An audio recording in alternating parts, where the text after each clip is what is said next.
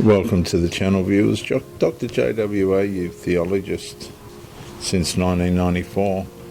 The Watchtower Theological Abuse Analysis Campaign, I'd like to prefer it's more of a therapy journey for those who are seeing things they're not quite sure about inside the organisation.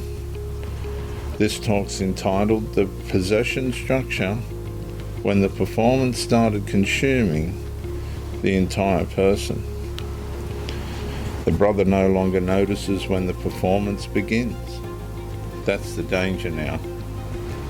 The organisational voice arrives automatically before the real thought even forms.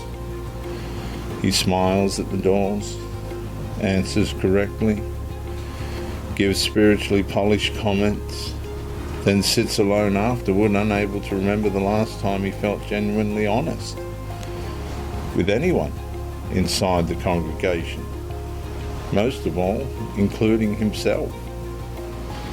The performance no longer protects the person. It is consuming.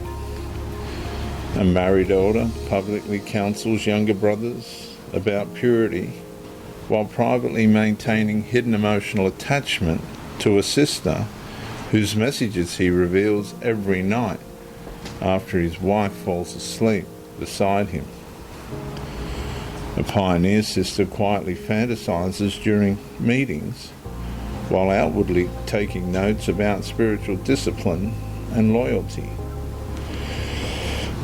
A ministerial servant secretly drinks alone after ministry because the hidden pressure inside him no longer fully quiets through organisational routine alone.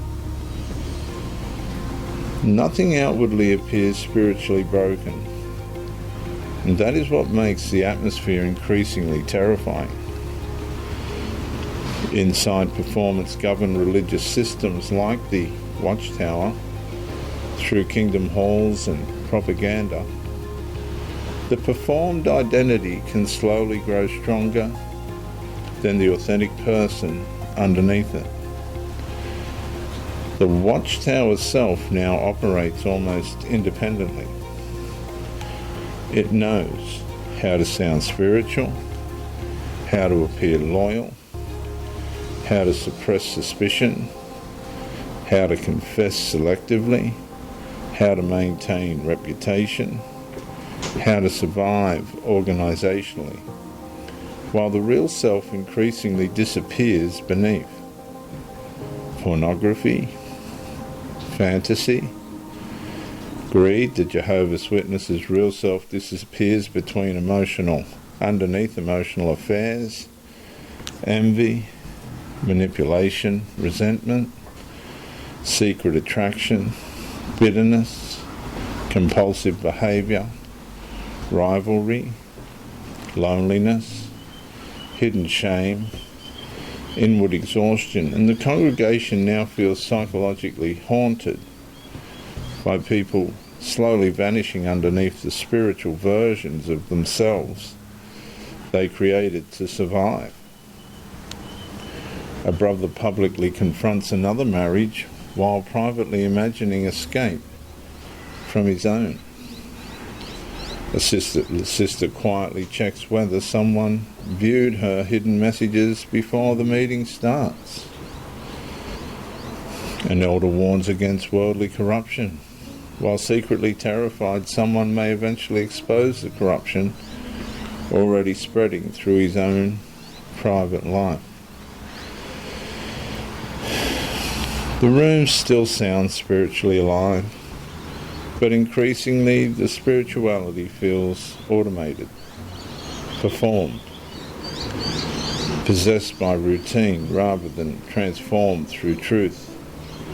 And for the Watchtower Bible and Tract Society, it repeatedly reinforces visible spirituality, organisational loyalty, congregation reputation, disciplined conduct, and obedient participation of evidence, and as evidence of remaining spiritually safe within what they call Jehovah's arrangement.